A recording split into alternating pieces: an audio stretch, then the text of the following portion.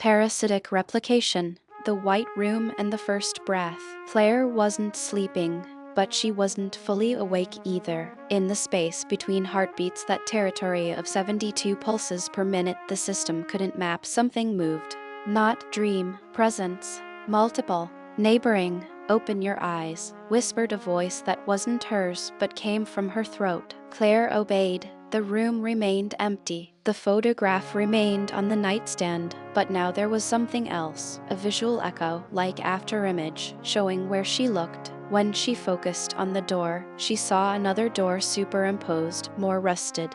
When she looked at her hands, she counted 6 fingers for a blink, then 5, then 7. Don't look directly, advised the voice. Look around. Like with a filament, Claire closed her eyes. Not to sleep, to listen internally. And there they were, not distinct voices. They were variations like herself recorded under different acoustic conditions. The Claire who spoke with a German accent. The Claire who didn't speak at all, only emitted the 87 Hz hum in Morse patterns. The Claire who laughed, hysterical, without stopping. How many? Claire asked, and didn't know if she spoke aloud or only thought. 72, they responded in unison. Including you, including us.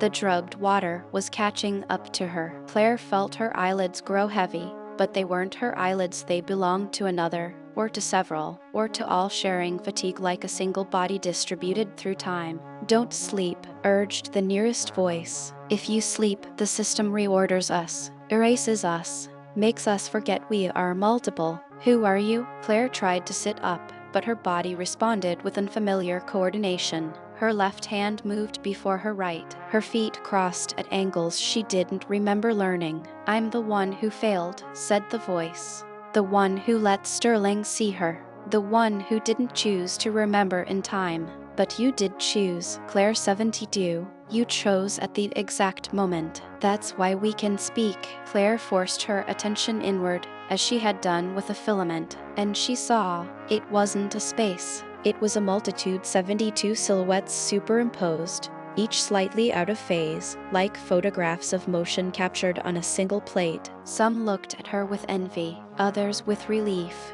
others with the vacancy of those who no longer remembered why they were there. The parasitic function, explained Claire with shorter hair, younger. We aren't replacement, we are accumulation. Every iteration that remembers adds to the chain. We aren't clones, we're layers. And you're the top layer, continued another, with scars Claire didn't have. The one who can access all previous ones. The one who can vote in our name. Vote. Simple majority to move, several recited at once. 2/3 to speak, unanimity to die. Claire felt the drugged water dragging her down, towards sleep that would be dissolution. But now she understood the number 72. It wasn't just an anomalous heart rate. It was democracy. It was collective survival in a system designed for disposable individuals. Choose, demanded the 71.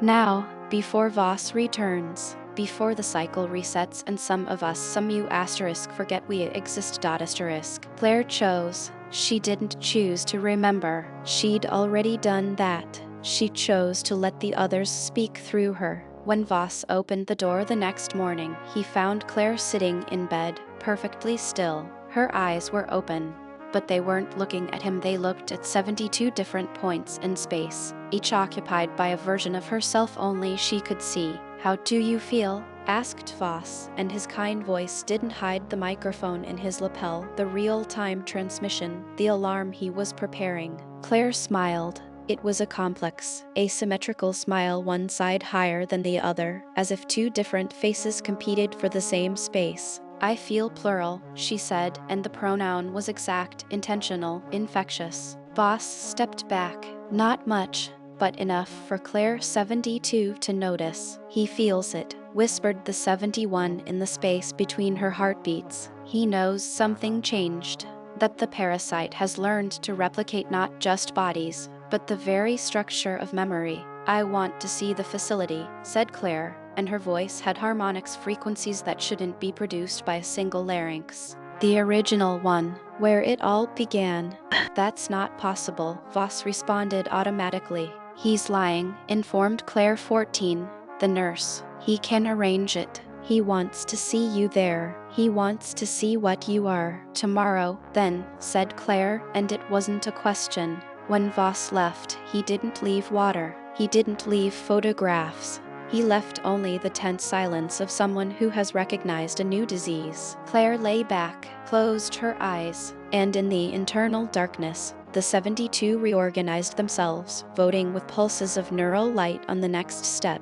We aren't immortal, warned Claire 31, the one who had been Sterling. We're infectious. And the system has no immunity against what can remember in its name. Claire 72, the last, the first, the carrier smiled in the darkness. 72 beats per minute, 72 consciousnesses in one, 72 ways to not be alone.